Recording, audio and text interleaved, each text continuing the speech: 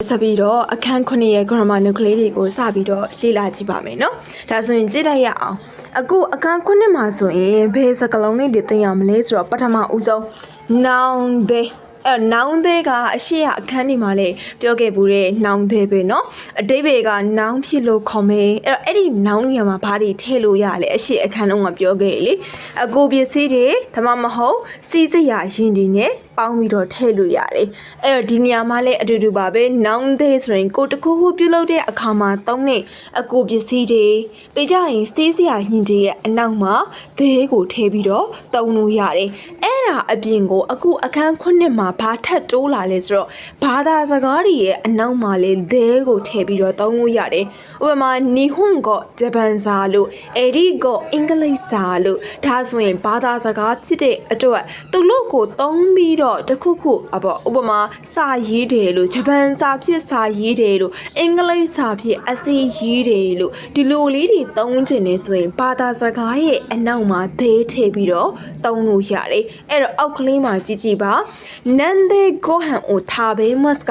ဘာဖြစ်ထမင်းကိုစားလေတဲ့ထမင်းစားတဲ့နေရာမှာသုံးတဲ့အကိုပစ္စည်းကိုသိကျင်တဲ့အတွက်နန်ဆိုရယ်မေကွန်စကားလုံးအနောက်မှာဒဲနေပဲကပ်ပေးတဲ့အဲ့ဒါကိုတစ်ချက်လောက်သိချလေးမှတ်နော်ဘာဖြစ်လဲဆိုတော့ခိုတိုးပါထဲမှာတမိတ်တွေကိုအမေကွန်မေးတဲ့အခါမှာဆိုစကားလုံးလေးနှလုံးရှိတာမဟုတ်လို့နန်းနဲ့နာနီနဲ့နှစ်မျိုးရှိတယ်ဒီနေရာမှာနာနီဒဲလို့ပြောလို့မရဘူးနန်းဒဲလို့ပဲပြောလို့ရတယ်အဲ့အတွက်မေကွန်စကားလုံးမှာနန်းပဲသုံးပါမယ်အဲ့ဒီတော့အောက်မှာပြန်ဖြေတယ်တဲသေးတာပဲမတ်လက်ဖြည့်စားပါတယ်အကူပစ္စည်းလက်နဲ့စားတာဖြစ်တဲ့အတွက်တဲရဲ့အနောက်မှာဒဲဆိုရဲစကားလုံးကြီးထည့်ပြီးရေးထားပြီးတယ်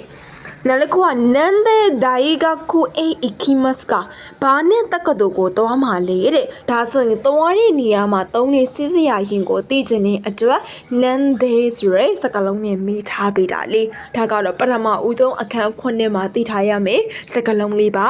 နောက်ထပ်တစ်မျိုးထပ်ပြီးတော့ကြည့်မယ်နောက်တစ်ခုကကြတော့ကြည့်လူမာသုံးနေနိလူမာသုံးနေ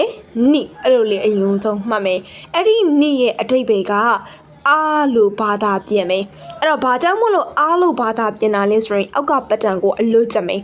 noun 1 wa noun 2 ni noun 3 o agemas ဒီလိုလေးပတ်တန်ကိုအရင်ဆုံးကြက်ပေးမယ် noun 1 wa noun 2 ni noun 3 o agemas agemas ရဲ့အဓိပ္ပာယ်ကပေးတာဟုတ်ပြီ noun 1က noun 2 a noun 3ကိုပေးတယ်အနောက်ကဘက်က agemas ရဲ့ဘက်ဖြစ်မယ်ဆိုရင်နိရဲ့အဓိပ္ပာယ်ကိုအားလို့ဘာသာပြန်မယ်ဒီနိကလူနေပဲတွဲသုံးမယ်နိပါအဲ့တော့အနောက်မှာအောက်ကဥပမာလေးတွေတွဲကြည့်မယ်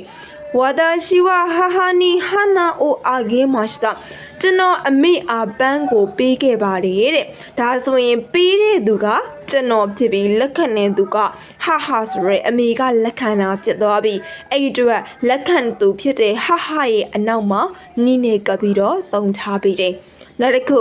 ဝါဒရှိဝတိုမိုဒါချီနီနူဂာနေအိုအာဂေမတ်တာ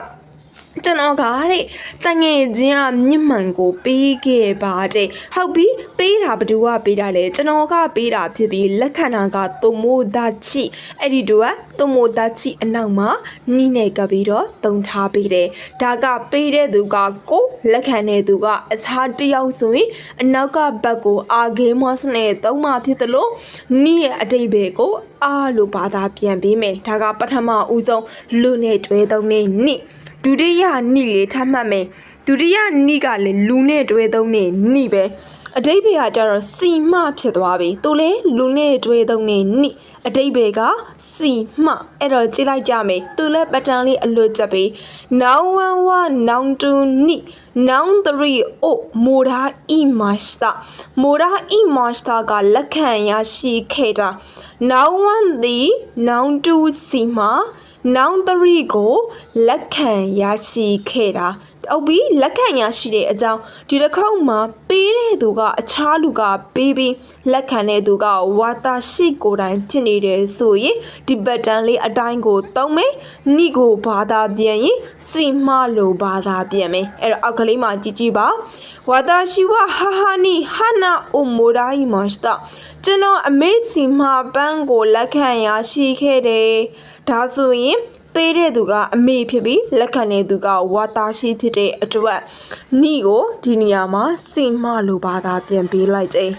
ဟုတ်ပြီနော်ဒါဆိုရင်လူမာတွဲတော့နဲ့နီဘယ်နှမျိုးရှိမလဲ2မျိုးရှိမယ်တစ်ခုရဲ့အဓိပ္ပာယ်ကပေးတယ်ဆိုရင်ကိုကပေးတာဆိုရင်နီကိုအားလိုပါတာပြန်သူများကပေးတာဆိုရင်နီရဲ့အဓိပ္ပာယ်ကိုစိတ်မလိုပါတာပြန်ပေးမယ်နော်နောက်တစ်မျိုးလေးဆက်ပြီးတော့ကြည့်ကြပါမယ်အဲ့တော့အခုအခန်း9မှာနောက်ဆုံးတစ်မျိုးလေးကဘာလေးလဲဆိုတော့ဒီဘတ်တန်မျိုးစားလေးမိုးဘတ်မတ်စတာခ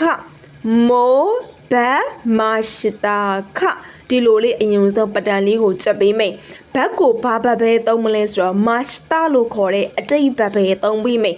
အရှိကမိုးကမဘာမဖြစ်ပါမယ်နော်မိုးကြံသွားပြီးတော့ဘတ်မတ်စတာခါပဲဆိုရင်အတိတ်ကိုမေးတာကြီးဖြစ်သွားပြီစားခဲ့ပြီလားသွားခဲ့ပြီလားလို့မေးတဲ့ပုံစံကြီးဖြစ်သွားမယ်နော်အခုကကြတော့မိုးထည့်ထားခြင်းအဖြစ်မိုးဘတ်မတ်စတာခါဆိုရင်ဘတ်ပြီးပြီလားလို့မေးတာပြီးမြောက်သွားပြီလားလို့မေးခြင်းတဲ့အခါမျိုးမှာဒီပတန်လေးကိုသုံးပေးမယ်ဘတ်ကဘာဘတ်ပဲသုံးမလဲအတိတ်ဘတ်မတ်စတာပဲသုံးပေးမယ်အဲ့တော့အောက်မှာကြည့်မိုဟီရူကိုဟန်အိုထာဘေမတ်စတာကနေလေစာကိုစားပြီးပြီလားအရှိမမိုးပါတဲ့အတွက်စားပြီးပြီလားစားလို့လုံးဝကိုပြင်းမြောက်သွားပြီလားမေးတာအဲ့တော့အောက်မှာပြန်ဖြေတယ်ဟိုင်းမိုးထာဘေမတ်စတာ